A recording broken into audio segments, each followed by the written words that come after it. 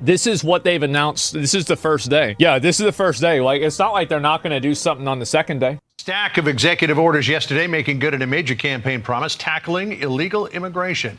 Let's bring in the new border czar to the president, Tom Homan, also the former acting ICE director. So, Tom, we were expecting, based on your initial schedule, that today roundups of criminal illegal aliens and the process of deporting them would begin. That seems to have been put on hold for a little while. When can we expect that to happen? Where will it begin? No, it started. It has started. ICE teams are out there as of today. We gave them the direction to prioritize public safety threats that we're looking for. So we've been working up the target list. So there was some discussion about Chicago because the specific operational plan was released. So we had to look at and reevaluate, does this raise officer safety concerns? And it does. But we've addressed that, and teams are out there effective today. So critics are saying, okay, you're going to round up people's abuela, their grandmother, and ship them back to where they emigrated from. Yeah. Who are the people that you're targeting, at least in this initial phase? Right out of the gates, public safety threats. Those who are in the country illegally that's been convicted or arrested for a serious crime. Yeah, obviously. But let me be clear.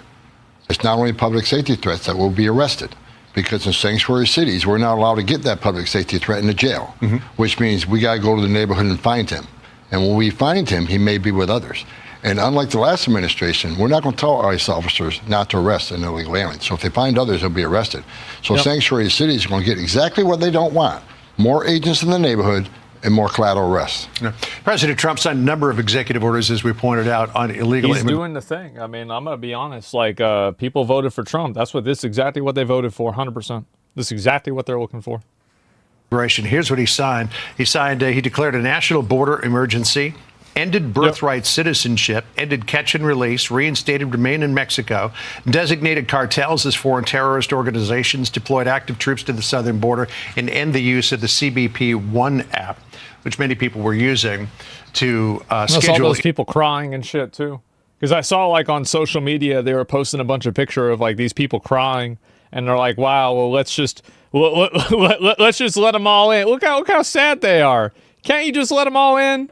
Come on, man."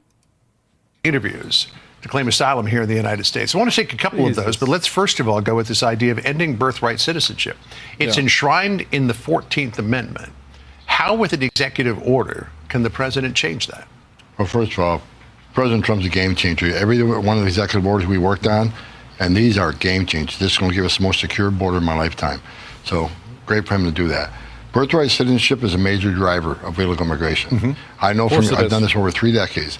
One of the first things an illegal alien does when they get here is get birth to a U.S. citizen child, because I think that makes him immune from our laws, right? So even if he goes to immigration court and loses his case, even though he's in the country illegally, he's convicted of a crime and gets to order removal, they think that the fact to have a U.S. citizen child would make him immune. We can't send that message to the whole world that you can enter a country illegally, which is a crime, you commit another crime, and you can even get removed by an immigration judge after expensive due process. But if you have a U.S. citizen child, you're off the hook. We can't send that message. We'll never fix the border. Right, but the 14th Amendment does not differentiate between somebody who's in this country legally or illegally. I'm not an attorney, but I don't think the 14th Amendment enshrines that at all. We have just as many legal scholars, constitutional scholars, it doesn't really say that. So what President Trump is taking that action, we'll let Supreme Court decide that. Well, it's definitely going to go to the Supreme Court. I don't think there's any question of that. For sure, he's right. Like, neither of them know the answer to that, realistically. Designating the cartels in Mexico and elsewhere as foreign terrorist organizations. This is something that previous administrations have resisted doing. But the court is stacked. Yeah, that's... Yeah, that's the point. Why do you think he stacked the court? Duh. Potential impact with the Mexican government. What tools does that give you that you don't have now to go after these cartels? Well, first of all, I've been pushing for this for a long time because these terrorist the criminal cartels in Mexico have killed more Americans than every terrorist organization in the world combined, right? Record number of sex trafficking women and children, but the drugs, the fentanyl has killed over 250,000 Americans. So they need to be terrorist organizations. But that puts a whole weight of the United States government on them. Not only are we just going to deal with the operations of Mexico, but the Jalisco cartels in 43 countries around the world. So we'll work with other world leaders to attack this cartel all over the world and bring them to their knees. It has to be done. So we've got some more violence, this time on the northern border. Patrol agent David Mayland was killed.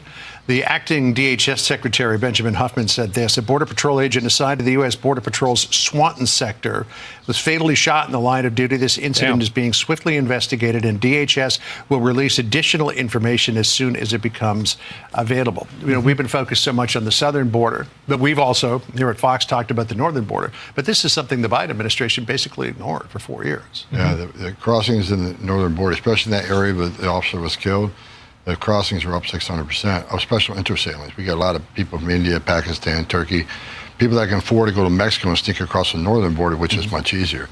For the agent, you know, my heart breaks. You know, my 3.5 decades, I buried Border Patrol agents, I buried ICE agents, and it's a sad day for all of us. And so, God bless his family, and we'll help them through that. But a terrible northern border is not going to be underlooked by the Trump administration.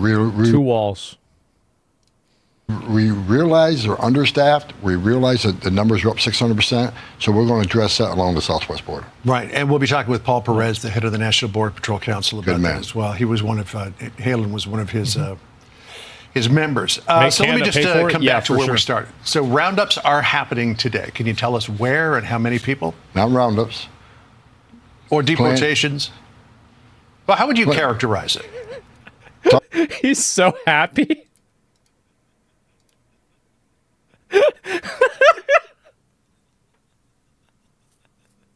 Oh my God. Well, how would you characterize it? Waiting 35 years for this? Targeted enforcement operation. When we target the public safety threats, we know exactly who we're looking for. Pretty good idea where they're at. We even know sometimes who lives in the household with them. Okay, so give us the scope of what's happening today, and if you can tell us where it's happening. It's happening all over the country. I can't tell you specific locations because of officer safety concerns, but ICE officers throughout the country were told today, go make arrests of those here illegally that have a public safety problem, public safety threat. So they've developed target sheets, an operational plan that they go out in the field. The whole team goes, 5 or 6 guys go on a team for officer safety reach, cover the back door, cover the front door. Yep. So they're out there right now looking for the most serious public safety threats throughout the country. We're putting them back to work. And how many of those serious public health, serious public safety threats do you think will be apprehended today? Have no idea, but we have over 700,000. They're trying to get the specific. He's not going to tell you what's going on. Illegal aliens with criminal records walking the streets of this country. That's what we're looking for right now. Not going to say as soon as you can get us statistics, we'd appreciate it. You got it. Tom, thanks for dropping by. Really appreciate it. All right, Sandra? Hey, everyone. I'm Emily Campagno. Catch me and my...